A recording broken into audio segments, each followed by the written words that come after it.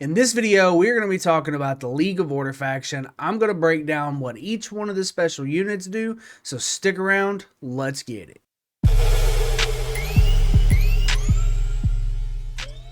Welcome back to CO Gaming, and today we're going to be talking about the League of Order. I'm going to be breaking down all these special units and explaining what this faction is really like, so let's just kick this off. So to start things off, we're going to talk about the starting hero, which is Waldir. He is a great overall commander. He pairs really well with a couple different of your legendary commanders, but he is magic, PvP, and skills based. Primarily, he is a magic commander. He's just extremely good. He goes with Lilia very well, and you can even go as far as putting him with a, Valen, or if you are kind of that free-to-play, player, then he can go with Alwyn as well. You would want to put him as the primary and Alwyn as the secondary. But that is your starting hero for the League of Order faction. To kind of jump into what the League of Order is all about. So it reads as the League of Order refuses to retreat. With the light as their guide, they will return to the sacred lands of Ethereum. Clearly, that says it all right. So your special units, we're going to start off with the Vestals. Vestals are sworn servants of the light. They regularly pray and give alms, spending most of their lives within the confines of abbeys. Vestals are adept in the use of divine magic, allowing them to increase the HP of nearby friendly legions. So basically, their kind of special thing is they're going to be magic, they're ranged, and they're going to increase the HP of nearby friendly legions, which means basically any of your friendly legions that are around you, they're going to help up that HP, which is overall going to give them overall health. So second on this list is your swordsmen, which is infantry and melee. Swordsmen are commoners who have responded to the call of the kingdom, building determination through years of army training.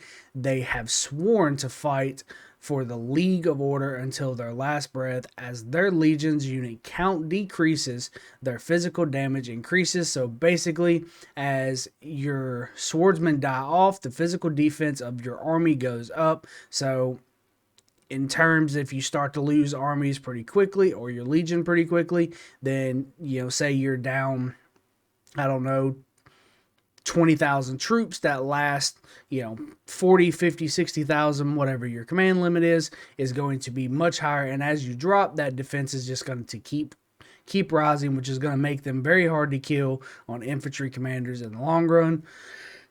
So third on this list is your ballistas, which is your marksman and ranged build.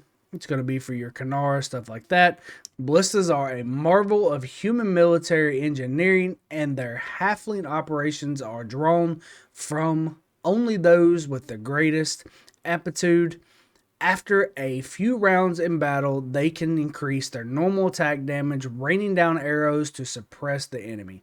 So basically, after you're kind of queued up and you're moving pretty good, you increase that normal attack damage, raining down arrows to suppress the enemy, which is going to be really good in the long run. But it's not nothing great. This is probably, in my opinion, one of the more weaker points to the league, the League of Order. I think the Archer is definitely better in another faction, but it's still good enough that makes the League of Order worth playing. So moving on to the workhorses. Your workhorses are your transport units, which is what you're going to gather with for the most part. You're not really going to use them for anything else.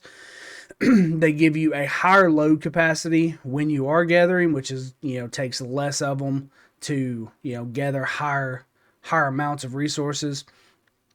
It's pretty much all they do. Jumping after that, we're going to go into the Knights, which is the cavalry and melee part of this. Excellent cavalry unit. Knights are mainly drawn from the nobility and must swear an oath facing Mount Helios, pledging their loyalty to the kingdom. Knights put their honor on the line, and when they enter battle, their physical attack is increased for a brief period. Basically, when they very first start a battle with anybody, the physical attack is going to be increased for a short time, and then it's going to go away, and you're not going to get that buff back until you jump into battle again. And last but not least is your overall special unit, which is, each one of the factions have that overall just special unit, but it is Celestials. which is magic, ranged, and flying. Emissaries are female celestials created by Lysa exclusively for the purpose of battle. They worship the god of light and are the flying units of the League of Order. After a sustained period of battle, Celestial's magic attack is increased. So basically, the longer you are in combat and you keep fighting one after another, depending on what you're doing, whether it be PvP or PvE. PvE takes longer anyway, and you're going to stay in combat pretty much the whole time. But when you're PvPing, the main thing to consider here is to keep on hitting as you go along. Of course, don't put yourself in jeopardy, but the more you push and the more you hit, the longer that magic attack increases, and that's going to be excellent to do that extra damage. So your faction bonus, your overall faction bonus, is going to give you Legion magic defense plus 3%, and your overall gather speed is going to be a plus 10%. The overall review of this faction is it is really good all around. In my opinion, it's probably the best faction to play. I would give this faction definitely an A+.